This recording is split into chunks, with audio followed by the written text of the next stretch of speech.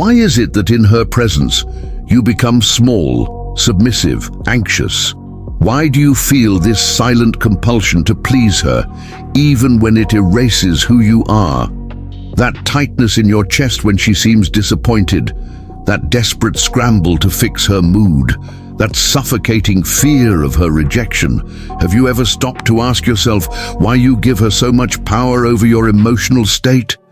What you call love, care, or chivalry might actually be something far more insidious, a psychological trap buried so deep in your unconscious that you've never even questioned it.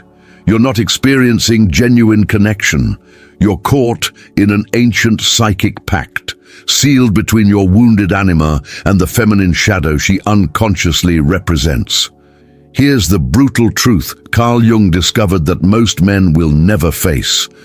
You're not trying to win her over. You're desperately trying to be accepted by the goddess image that lives in your own unconscious mind. And until you understand this mechanism, you'll remain forever trapped in a cycle of emotional servitude, always giving, always pleasing, always diminishing yourself, and never understanding why she seems to respect you less the more you try. Today, you're about to discover the hidden archetypal forces that Carl Jung uncovered, forces that silently orchestrate this painful dance between men and women, forces that explain why your relationships feel like battlegrounds where you're always losing ground.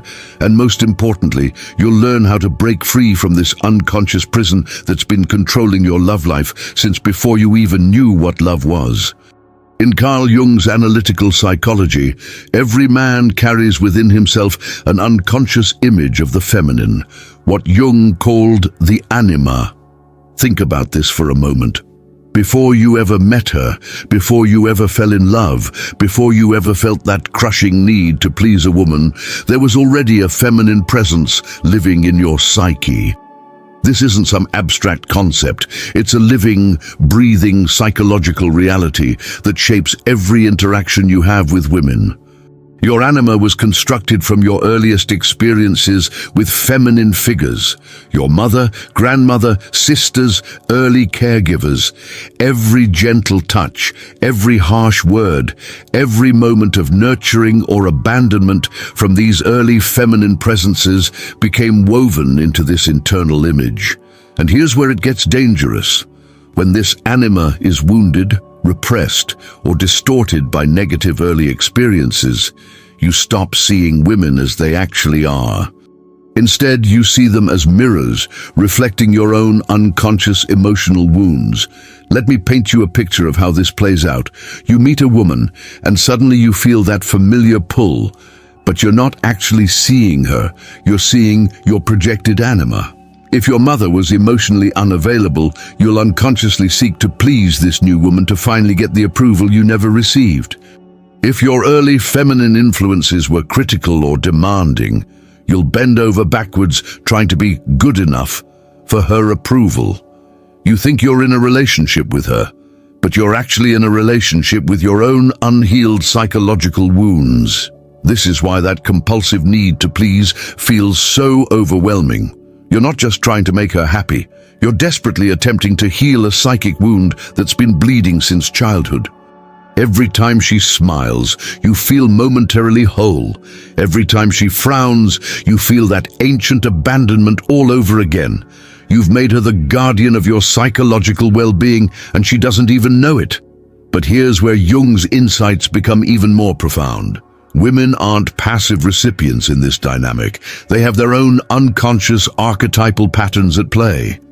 When a woman unconsciously activates what Jung called the shadow feminine, a psychic force that feeds on control, seduction, and emotional manipulation, the stage is set for a devastating psychological drama. Think about it.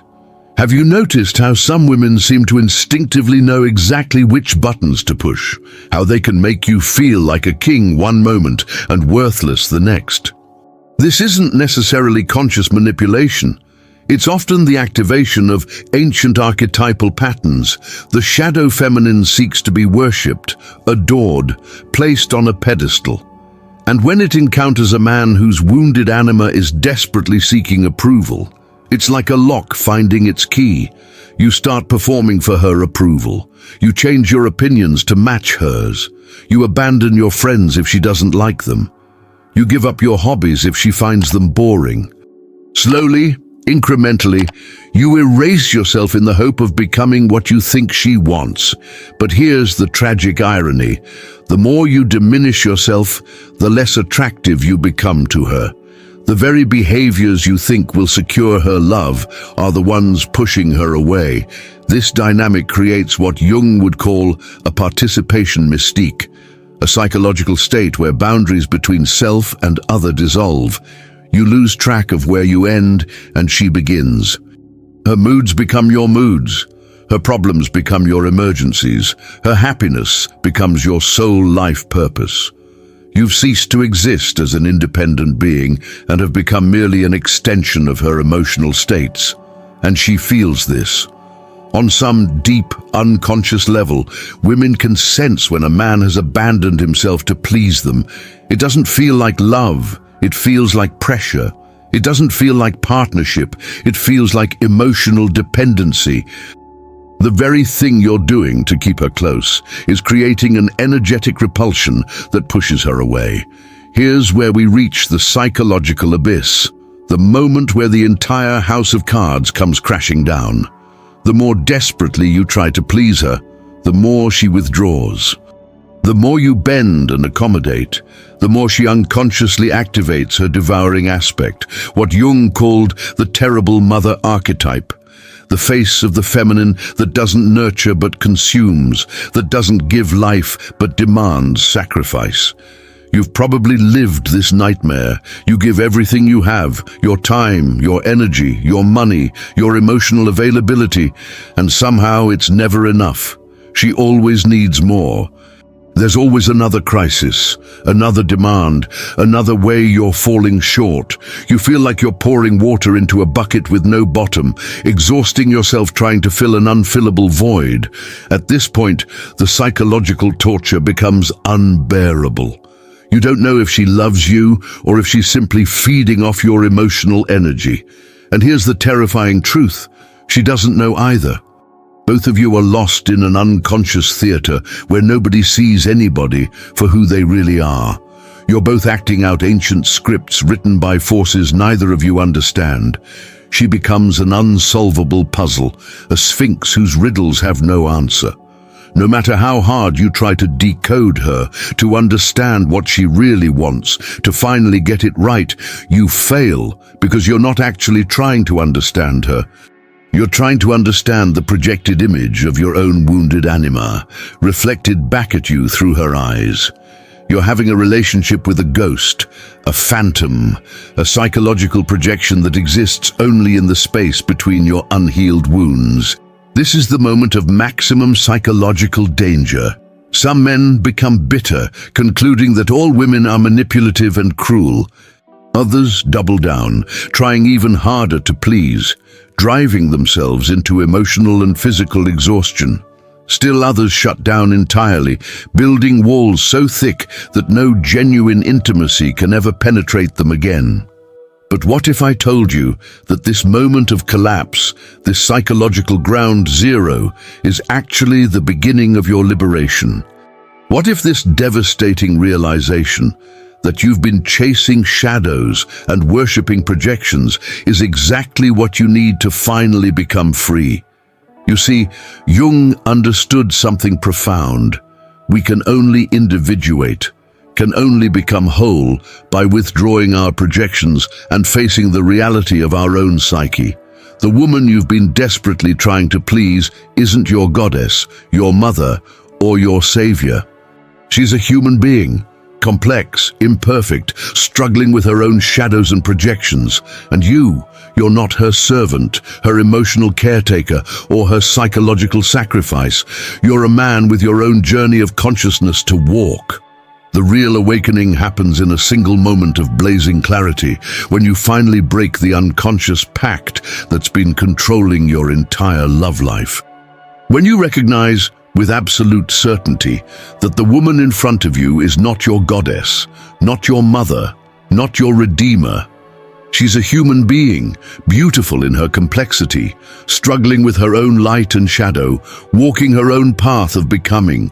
This recognition changes everything. Suddenly, you're no longer on your knees before a false idol. You're standing eye to eye with another human soul. And from this place of psychological sovereignty, real love becomes possible for the first time. Not the desperate, clinging need that masquerades as love, but the mature recognition of another consciousness, separate from but walking alongside your own.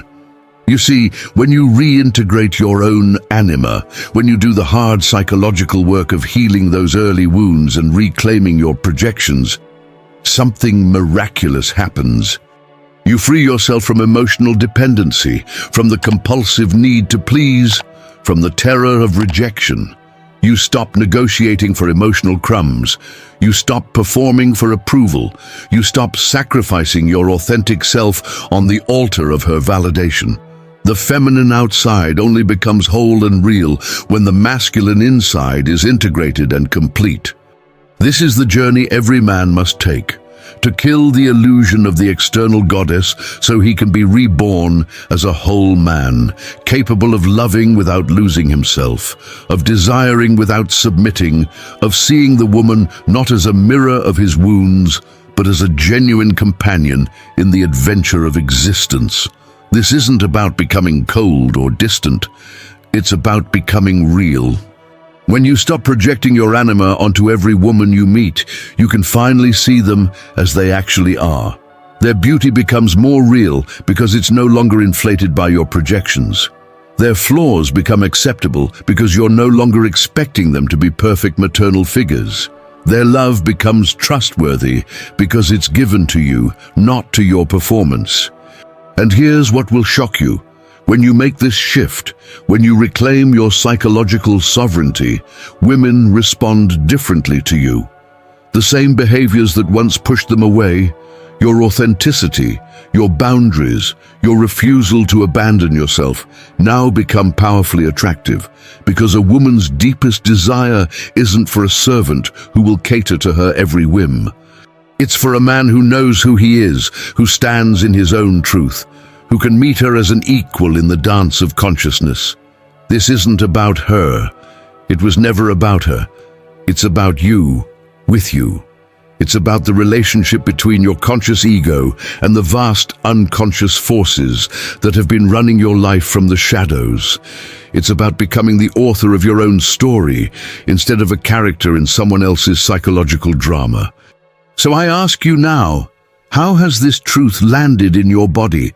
Can you feel the recognition, perhaps uncomfortable, of patterns you've been living out unconsciously?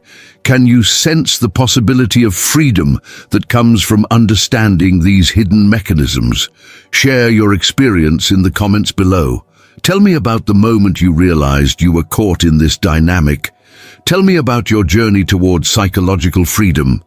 Your story might be exactly what another man needs to hear to begin his own awakening. If this video opened your eyes to patterns you've never seen before, hit the like button. Not for me, but as a marker of your own recognition. Subscribe to this channel if you're ready to dive deeper into the psychological truths that most people will never dare to explore. And don't miss our previous videos, where we uncover more of Jung's revolutionary insights into the hidden forces shaping your relationships and your life. Remember, every moment you spend trying to please her by abandoning yourself is a moment stolen from your own psychological development. Every sacrifice of your authentic truth is a step away from the man you're meant to become. The choice is yours. Remain trapped in the endless cycle of projection and need, or step into the challenging but liberating work of becoming psychologically free. Welcome to the beginning of your real psychological work. Welcome to the journey home to yourself.